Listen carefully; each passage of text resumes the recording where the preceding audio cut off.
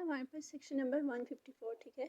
जो section number 154 है, it is about liability of bailee making unauthorised use of goods bailed, ठीक है। अब ये सेक्शन हमें इसकी सबसे पहले हम एग्जांपल करते हैं कि देखो अली है, उसने अपनी कार जो है वो बिलाल को दी है एक दिन के लिए कि वो वेडिंग को अटेंड करे, लेकिन उसने क्या किया कि इंस्टेड ऑफ वेडिंग उसने क्या किया कि वो कार को एक लॉन्ग टूर पे ले गया, ठीक है, विच वॉज नॉट अलाउड, ठीक है, और जो कि उसे अलाउ नहीं था। मतलब देखो वहाँ पर उसकी कॉन्ट्रैक्ट की, उसके एग्रीमेंट की कंडीशन ये थी कि वो सिर्फ और सिर्फ उसे वेडिंग पर लेकर जा सकते, लेकिन उसने क्या किया कि एक महीने के लॉन्ग टूर पे चला गया, ठीक है, और ड्यूरिंग दिस ट्रिप, और इस ट्रिप के दौरान जो कार है वो डैमेज हो गई, ठीक है।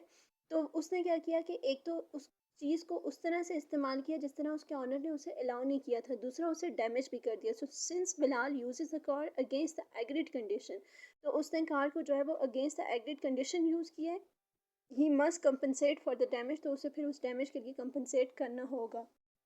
नेक्स्ट है हमारे पास ये सेक्शन हमें ये कहती है, सेक्शन नंबर 154, कि अगर आप कोई चीज़ लें और आप उसे उस तरह से इस्तेमाल करें जिस तरह से आपको उसने आप जो ऑनर था उसने अलाउ नहीं किया, ठीक है, और फिर आप उसे डैमेज भी कर दें, तो फिर आपको ऑनर को कंपनसेट करना होगा। मतलब एक तो आपने उस तरह से इस्तेमाल किया जिस तरह से ऑनर ने आपको अलाउ नहीं किया था, दूसरा आपने उसे डैमेज भी कर दिया, तो अंडरस्टूड सी बात है, फिर आपको कंपनसेट करना पड़ेगा उस डैमेज को, ठीक है। This section was all about section number 154।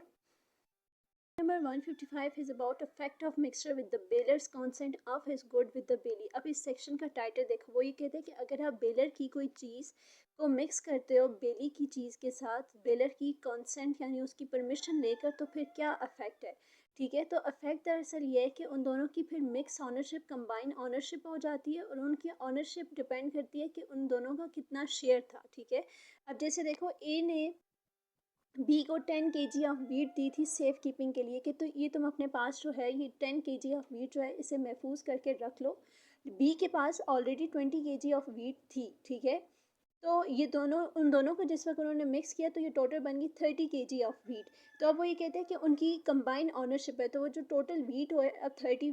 kg of wheat उस पर दोनों की ऑनरशिप है, ठीक है। लेकिन उनकी जो ऑनरशिप है वो डिपेंड करती है उनका कितना शेयर था। अब ए की जो थी वो 10 kg थी, तो उसका 10 kg शेयर है, और जो बी थी उसका 20 kg ऑफ वीट है, ठीक है, तो उसका 20 शेयर है। अब देखो अगर वो 30 kg ऑफ वीट को बेचते हैं 1500 रुपये में, तो जिसका 20 kg ऑफ वीट था उसे मिलेगा 1000 रुपया, और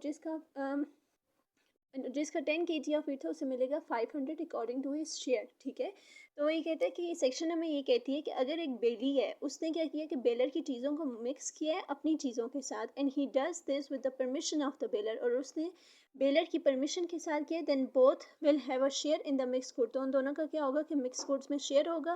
there share in the mixture be according to how much they contributed, और उनका जो शेयर होगा वो डिपेंड करेगा कि उन्होंने कितना कंट्रीब्यूट किया है, ठीक है। कि मतलब उनकी जो पहले उनकी सेपरेट ओनरशिप थी बेलर की कॉन्सेंट से, अगर आपने उन दोनों को कंबाइन कर दी, फिर उनकी कंबाइन ओनरशिप आ गई, और उस कंबाइन ओनरशिप में जो उनका शेयर होगा वो डिपेंड करेगा कि उन्होंने कितना कंट्रीब्यूट किया है। ये थी हमारे पास overall section number 150। Fact of mixture without the consent when the goods actually can be separated। अब जो ए है उसने बी को जो है वो 100 kg ऑफ राइस दी है फॉर सेफ कीपिंग, ठीक है। B has its own 100 kg of rice, लेकिन जो बी है उसके पास अपना 100 kg ऑफ राइस है, ठीक है। उसने क्या किया है कि विदाउट परमिशन उसने अपने राइस को एक ही राइस के साथ मिक्स कर दिया है, और जो लकीली चीज़ ऐसी है कि वो सेपरेट की जा सकती है, तो अभी भी उनकी ऑनरशिप फिर सेपरेट ही है, क्योंकि उसने विदाउट परमिशन जो है वो उस चीज़ को मिक्स किया है। तो ए के पास अभी भी 100 kg है, बी के पास अभी भी 100 kg है, लेकिन अगर उसके राइस को किसी किस्म का डैमेज होगा, ठीक है, तो फिर बी को उसे कंपनसेट करना पड़ेगा because he mix it without permission, ठीक है। कि अगर कोई शख्स जो है वो क्या करता है कि अपनी चीज़ों को किसी दूसरे की चीज़ के साथ जो है वो मिक्स कर देता है, लेकिन ठीक है, और दूसरा एक ऐसी चीज़ को मिक्स करता है कि जिसमें गुड्स जो है वो सेपरेट की जा सकती है, then you still own your own goods, तो फिर आप अपनी चीज़ों की ऑनरशिप आपकी ही होती है। मतलब आपकी ऑनरशिप फिर कंबाइन ऑनरशिप नहीं होती, इंडिविजुअल ऑनरशिप होती है। लेकिन अगर आपकी चीज़ को किसी किस्म का कोई नुकसान हुआ है, तो फिर जो जिस बंदे ने उसको मिक्स किया है विदाउट परमिशन, फिर उसे कंपनसेट करना पड़ता है, and he must also compensate for any damage cause by mixing, और फिर उसे वो तमाम डैमेज जो है वो कंपनसेट करना पड़ता है, ठीक है।